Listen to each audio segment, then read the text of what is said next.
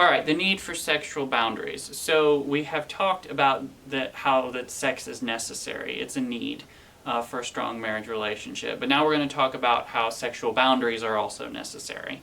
If you look in 1 Corinthians 3:16 and 17, it teaches that our bodies are the temple of God, and that whoever defiles the temple of God, him will God destroy. God will destroy the person that destroys their body. And we want to make sure that that as far as possible, our sexual boundaries are limited to things that genuinely harm us, whether it's physically, mentally, morally, spiritually, emotionally, things that are harming us as a human being, as a person, genuinely harming us. This is what we want to base our boundaries off of. And the reason we want to try to limit it to this as best as possible is because too many boundaries can prove suffocating. I can't do this, I can't do that. And you can't really embrace the sexual experience because you're afraid you're going to cross one of your spouse's boundaries, and it seems like everything's a boundary. So we want to try to limit it as much as we can so we can generate an atmosphere of sexual freedom so people can feel comfortable and we can really embrace the experience and enjoy each other. Now, sexual boundaries are not something that somebody else can determine what yours need to be. I mean, you know your body, you know your mental and emotional status, you know your limits. This is something that you need to decide, not somebody else decide it for you. Also, sexual boundaries need to be clear. We don't want it to be, well, you said this, and then it causes confusion, and somebody accidentally crosses boundaries. You know, we don't want to do that. We want to be clear. We want to make sure everybody's on the same page. We know what's acceptable, and we know what's not. So that way we can avoid unnecessary conflict. We also want to be firm on those boundaries.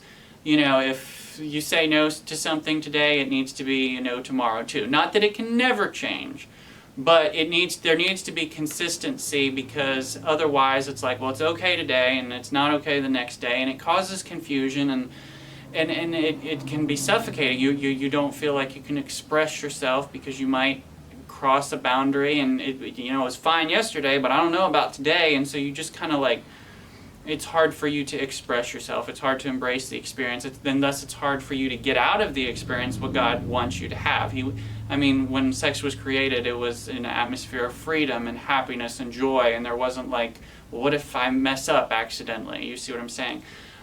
So we need to have firm boundaries, and we want to be consistent. Now, adults are very much like children. Children appreciate boundaries even though they don't think they do.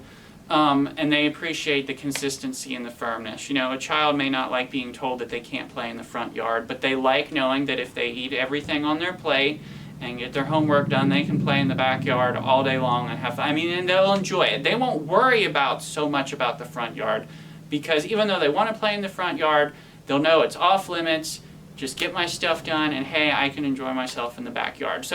And adults are like this too, but we'll push, can I please play in the front yard? Can I please do this? Can I please do that?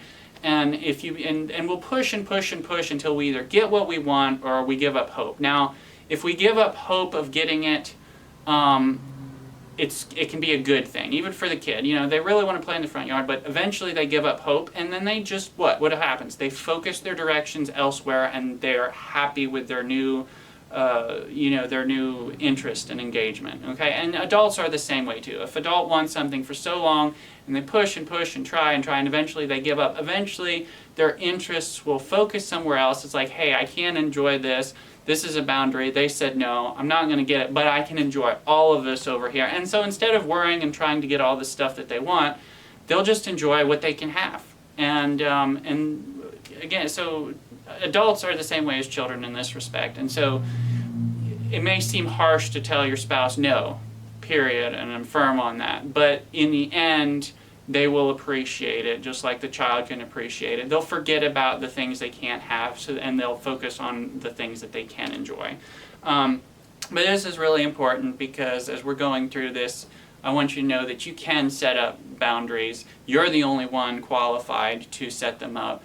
And there is nothing wrong with this. This is healthy and this is good. So keep this in mind. Thanks for watching. We'll see you again in the next presentation.